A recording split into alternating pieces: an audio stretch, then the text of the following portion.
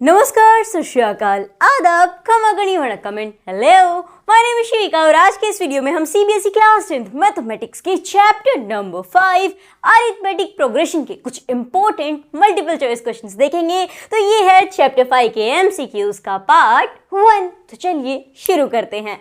यहाँ पे देखिए सबसे पहला सवाल हमारे पास क्या है, the famous mathematician associated with finding the sum of the first 100 natural numbers is. पहली बात तो इसके एपी के किसी भी फॉर्मूला से लेना देना नहीं है, चाहे कितना ही फॉर्मूला याद हो, लेकिन अगर आपको ये नहीं पता होगा कि इनमें से कौन से महान आदमी थे जिन्होंने शुरुआती 100 नेचुरल नंबर्स का सम बताया था, तो फिर यहाँ पे फॉर्मूला तो कुछ लगने वाला नहीं है। तो हमें नाम याद होना चाहिए, यहाँ पे नाम का खेल है। तो कौन होंगे? पाइथागोरस चाचा थे, न्यूटन अंकल, या फिर गॉस, या फिर यूक्लिड चाचा। इनमें से कौन होंगे यहाँ पे सही जिन्होंने सम निकाला था पहले 100 नेचुरल नंबर्स का? तो इसको अच्छे से याद कर लीजिएगा माय डियर फ्रेंड्स।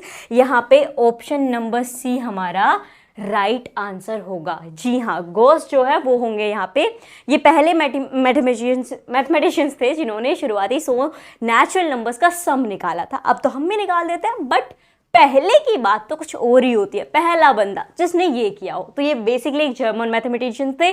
और आपकी जानकारी के लिए बता दूं, इन्हें प्रिंस ऑफ मैथमेटिक्स भी कहा जाता है। चलिए अब बढ़ते हैं अपने अगले सवाल की तरफ। और क्या है हमारा next question?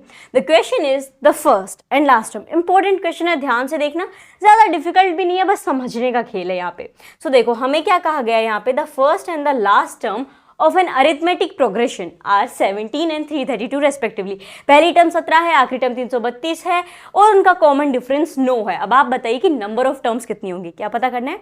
Number of terms पता करनी है, यानी nth टर्म का फॉर्मूला लगेगा। तो सबसे पहले पहली फुर्सत में अपना फॉर्मूला लिखेंगे। क्या है formula? a of n is equals to a plus में n माइनस 1d। हमें ये n पता करना है, बाकी सब हमारे पास है। कहोगे मतलब कहाँ पे है? a मतलब कि पहली टर्म जो कि है 17, d मतलब कि कॉमन डिफरेंस जो कि है 9, a ऑफ n बोले तो लास्ट टर्म जो होती है हमारी वो भी हमें गिवन है, दैट इज 332। तो हम इजीली पता कर सकते हैं। चलिए शुरू करते हैं, वैल्यूज डालेंगे। ये हो जाएगा 332 इक्वल्स टू में a कितना है 17 प्लस में n माइनस का 1, d कितना है 9 है। चलो इसको ऐसे रहने देंगे। 17 यहाँ पे प्लस का, इसको इधर ले आएंगे तो ये माइनस का हो जाएगा। तो ये हो जाएगा 332 माइनस 17 इक्वल्स टू में n माइनस 1 मल्टीप्लाइड बाय 9। 332 में से 17 को उड़ा दीजिए तो ये आपके पास बचेगा 315 इक्वल्स टू में 9 माइनस 1 है। अब ये n माइनस 1 है और ये 9 मल्टीप्लीकेशन में है, तो इसको इधर ले आएंगे तो ये डिवाइड हो जाएगा। तो माय डियर फ्रेंड्स ये वापस इधर ले ही आते हैं, अगला स्टेप कर लेते हैं। अपॉन में हो जाएगा 9 और n माइनस 1 हमारा इधर एज इट इज रहेगा।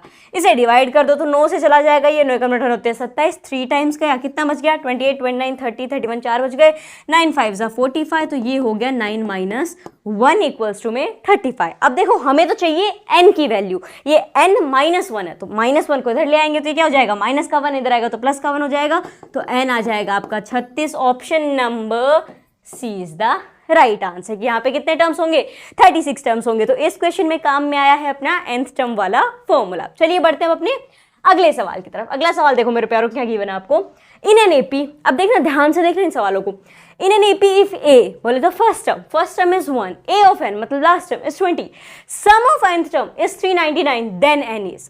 पहले अभी आपने क्या किया? अपना nth टर्म वाला फॉर्मूला लगाया, उससे n पता किए, नंबर ऑफ टर्म्स आपने पता की। क्या क्या था आपके पास? पहली टर्म थी, लास्ट टर्म थी, कॉमन डिफरेंस था। ये सवाल वहां पे ऐसा, तो वहां पे आपने nth टर्म लगाया। यहाँ पे कुछ चेंज है। क्या चेंज है? खाली ये कि आपको कॉमन डिफरेंस की जगह सम ऑफ n टर्म्स दे दिया है। अब हम क्या करेंगे?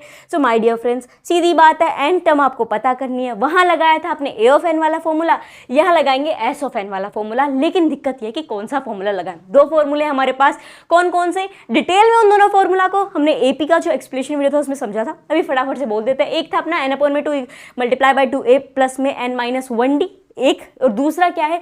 दूसरा ऐसी सिचुएशन के लिए जब आपके पास पहली और लास्ट टर्म दी गई हो और सम दिया गया हो, तो अब आप कैसे निकालोगे? तो सम निकालना होता तब भी हम पहली और लास्ट टर्म दी गई हो तो काम चल जाता है अपना। तो वो फॉर्मूला क्या होता है हमारा? That s of n is equals to n/2, तो सेम रहेगा, ब्रैकेट में खाली a प्लस में l की जगह आप चाहो तो a ऑफ n भी लिख सकते हो, सेम है, लास्ट टर्म ही है वो, ठीक है।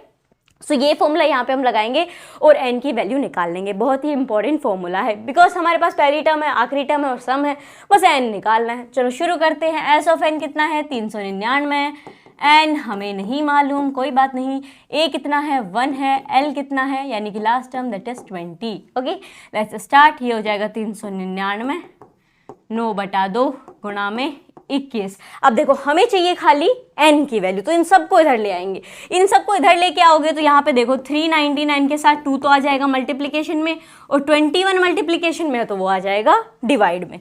इक्वल्स टू में क्या बचेगा, प्यारा सा n बच जाएगा। चलो अब यहाँ पे शुरू कर दो। 399 को आप मल्टीप्लाई कर दोगे 2 के साथ तो ये हो जाएगा 798, जिसे डिवाइड करोगे 21 के साथ तो ये आएगा आपके पास 38, which is equals to what, n की वैल्यू कितनी आई 38। Option number C is the right answer. तो यहाँ पे भी आपने क्या पता किया, n ही पता किया, लेकिन फॉर्मूला कौन सा लगा यहाँ पे, s ऑफ n वाला। अगले सवाल पे चले तो चलिए बढ़ते हैं अपने अगले क्वेश्चन की तरफ। क्या है अगला question, in an AP some of first n terms is this. मतलब एक एपी है, उसकी कुछ शुरुआती n टर्म्स का जो सम है वो ये है। अब आप 25वीं टर्म 25th टर्म पता कीजिए। कैसे पता करेंगे, देखो 25th टर्म आपको गिवन है, आप पाओगे 25th टर्म पता करनी है तो एस ऑफ एन का लगेगा क्या, ना ना ना भाई 25th टर्म पता करनी है तो सीधी बात है आपका फॉर्मूला तो यही लगेगा, A of N is equals to A plus में एन माइनस 1d। ठीक है, यही फॉर्मूला लगेगा। तो ये क्या हो जाएगा आपका A25 इक्वल्स टू में a प्लस में 25 माइनस 1d। यही हमें लगाना है। बट दिक्कत क्या है, सब कुछ आसान होता तो निकाल ही लेते ना। ना हमारे पास पहली टर्म है और ना हमारे पास कॉमन डिफरेंस है, और जब तक ये दोनों भाई नहीं आएंगे तब तक हम ये कंटिन्यू नहीं कर सकते, आंसर नहीं निकाल सकते। तो अब कैसे निकालेंगे, तो उसके लिए ये जो पहली लाइन थी ये काम में आएगी। इस फुल स्टॉप से पहले का कार्यक्रम क्या, sum of first n terms, मतलब s of n is equals to 3n square upon में 2 प्लस में 5n अपॉन में 2। ऐसे सवालों में देखो मेरे प्यारों, आपको क्या करना है, हमारा मकसद है पहली टर्म निकालना और कॉमन डिफरेंस निकालना। तो क्या करो, n की वैल्यू 1 और n की वैल्यू 2 पुट करके देख लेनी है। n की वैल्यू 1 पुट करोगे यानी सम ऑफ 1 टर्म निकालोगे, यानी फर्स्ट टर्म्स निकालोगे तो आपके पास पहली टर्म निकल के आ जाएगी, a आ जाएगा। वो कॉन्सेप्ट भी हमने एपी के एक्सप्लेनेशन वीडियो में समझा था। अच्छा, दूसरी वाली क्यों निकालनी है, दूसरी वाली मैं पहले इसीलिए बता देती हूँ क्योंकि जब सोल्व करेंगे तो आप सोचोगे ये क्यों निकाला जा रहा है। देखो दूसरी टर्म इसलिए निकालनी है कि पहली टर्म पता कर ली, फिर दूसरी टर्म पता करेंगे कैसे, पहले सम निकालेंगे क्योंकि हमें सम गिवन है। सम निकालने के बाद क्या होगा मेरे प्यारों, फटाफट से आपने सम निकाला ना तो सम यहाँ से हम कह देंगे कि a1 और a2 इक्वल हो जाएगा, जो भी हमारा सम आएगा उससे, तो वहां से हम a2 निकाल लेंगे। अब a2 क्यों निकाला, a2 इसलिए निकाला ताकि a2 में से a1 माइनस कर सके और हमारा d आ जाए। ये पूरा कार्यक्रम जब लिखेंगे तो आपको और बेहतर तरीके से समझ में आ जाएगा। तो फटाफट से शुरू करते हैं। हम रखेंगे पहले s की वैल्यू 1, तो ये क्या हो जाएगा 3, n1 रख दिया तो इसका स्क्वायर तो 1 ही होने वाला है, तो ये हो जाएगा आपका 3 एज इट इज। यहाँ पे आ जाएगा आपका अपॉन में 2, चलो यहाँ पे लिख भी देते हैं 1 का स्क्वायर, ये 5 × 1 अपॉन में 2। ठीक है, चलो इसे सॉल्व कर दो। आपके पास क्या आने वाला है, तो ये आ जाएगा 3/2 और ये आ जाएगा 5/2। दो दोनों के अंदर सेम टू सेम है तो ये आ जाएगा, इन दोनों को जोड़ देंगे तो 8/2, 2 चौक 8। ये क्या आ गया, सम ऑफ फर्स्ट टर्म इज 4। अब ध्यान देना यहाँ पे एक इंपॉर्टेंट चीज कि जो आपकी फर्स्ट टर्म होती है a1 जो होता है वो इक्वल होता है सम ऑफ फर्स्ट टर्म्स के। सिंपल ऐसे समझो भाई, 3, 6, 9, 12, 15 ये एक एपी मान लो। अब मैं कहूँ कि इस एपी की शुरुआती फर्स्ट टर्म्स का सम निकालो, और फर्स्ट टर्म तो 3 ही है, 3 ही आया। अच्छा मैं पूछूँ कि इसकी फर्स्ट टर्म क्या है, तो वो भी 3 है। तो सेम चीज़ यहाँ पे चल रही है, तो इसको फिलहाल यहाँ से हटा देते हैं।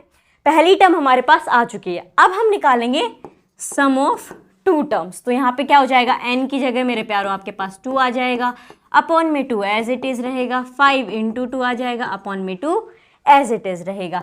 ये देखो 2 का स्क्वायर है तो सॉरी एक बार 2 तो उड़ जाएगा नीचे वाले 2 से, 1 2 बच गया तो ये हो जाएगा 3 दूनी 6 और ये क्या हो जाएगा 5 दूनी 10 हो जाएगा यहाँ पे आपके पास। तो ये इक्वल्स टू में कितना आएगा, अच्छा 1 मिनट, 10/2 है ना, साथ में ये भी तो ध्यान रखें हम, 10 अपॉन में 2 है, सो 5 2 = 10 और 2 से उसे काट दोगे तो 2 5 = 10 हो जाएगा, 6 और 5 11 हो जाएगा। यानी सम ऑफ 2 टर्म कितना है 11 है। अब इसे यहाँ पे समझिएगा, सम ऑफ 2 टर्म्स 11 है। कैसे आया होगा भाई सम ऑफ 2 टर्म्स, S2 कैसे आएगा, A1 प्लस में A2 करने पे आएगा, सीधी बात है, पहली 2 टर्म्स को जोड़ेंगे तभी तो S2 आएगा। अच्छा ये बताइए कि आपका S2 आया क्या है, A1 क्या है पहले तो ये बताओ, A1 ये है 4, यानी 4 प्लस में करेंगे A2 तो वो इक्वल होगा S2 के, जो कितना है 11 है। बस यहाँ से A2 निकाल लेंगे तो मेरे प्यारों A2 हो जाएगा इक्वल्स टू में 11 माइनस का 4, 11 में से उड़ा दो 4 तो आपके पास बचेगा कितना 7।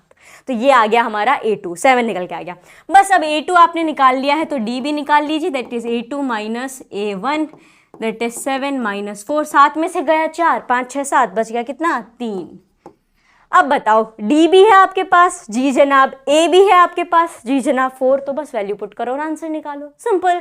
तो यहाँ पे हम डाल देंगे अपनी values, that A25 is equals to 4 plus में ये हो जाएगा 24, D कितना आया, D आया है 3 तो 24 इंटू 3, 4 प्लस में 4 कम 7 12, 1 हसल 3 2 6 72 हो गया, 4 5 6 तो ये हो जाएगा कितना 76। कौन सा ऑप्शन होगा, so option number D is the right answer.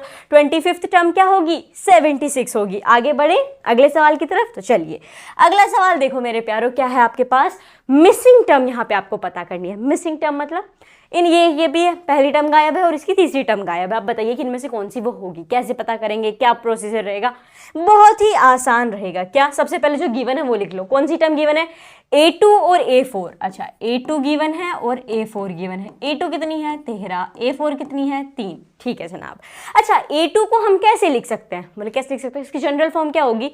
General form यही है ना कि भाई A2 जो है उसे लिखा जा सकता है दैट A प्लस में D which is equals to 13, ये लिखा जा सकता है। हाँ, अगर आप चाहो तो इसे अपना जो पूरा फॉर्मूला है, चलो यहाँ पे लिख के बता भी देती हूँ ताकि आपको ईजी रहे समझने में। A2 मतलब A plus N minus 1D, तो ये क्या आया A प्लस एन कितना है 2 माइनस 1D, A प्लस 1 में से 1 गया कितना बचेगा D बचेगा। अब A2 की वैल्यू आपके पास है दैट इज 13, सेम चीज़ है ना। इसी तरीके से हम अगर A4 को देखें यहाँ पे, तो A4 कैसे लिखा जाएगा, A प्लस में 3D, सिंपल। यहाँ पे लिख देती हूँ आपके लिए। A4 जो है वो कैसे लिखा जा सकता है, A प्लस में 3D, जो कि किसके इक्वल है 3 के इक्वल है। बस ये दो ही तो इक्वेशन हमें चाहिए थी, ये दो इक्वेशन मिल गई। यहाँ से हम निकाल लेंगे अपना डिफरेंस और इजीली अपनी एपी कंप्लीट कर लेंगे। तो चलो शुरू करते हैं। यहाँ पे सबसे पहले A प्लस में D equals to 13 and A plus में 3D equals to 3। Okay, minus करेंगे हम यहाँ पे, तो प्लस माइनस माइनस ये दोनों गए वैकेशन पे, यहाँ पे भी माइनस हो जाएगा। 3D में से 1D गया तो आपके पास बचेगा माइनस का 2D, इधर भी माइनस होगा, 13 में से 3 गया तो बचेगा 10। D कितना आ जाएगा, 2 को उधर भेज देंगे तो हमारे पास आएगा माइनस का 5, बिकॉज 2 पंजू 10 होता है और माइनस का साइन साथ है तो भाई वो भी चलेगा, पीछे पीछे आएगा। सो D आ चुका है मेरे प्यारों आपका -5। अब कहोगे ये इसका क्या करेंगे, इससे अब आप A निकाल लोगे, पहली टर्म ही तो चाहिए। कैसे निकालोगे, सिंपल है, दो तरीके कर सकते हो।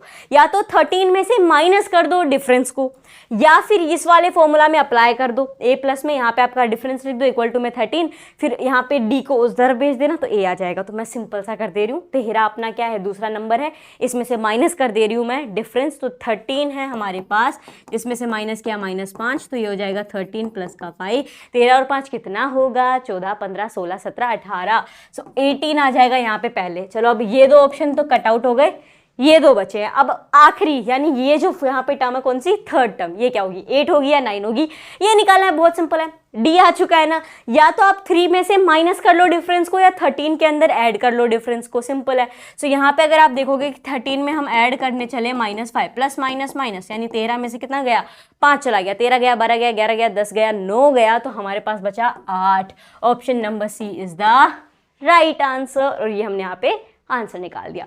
तो इस तरीके से आप इस क्वेश्चन को सोल्व करोगे।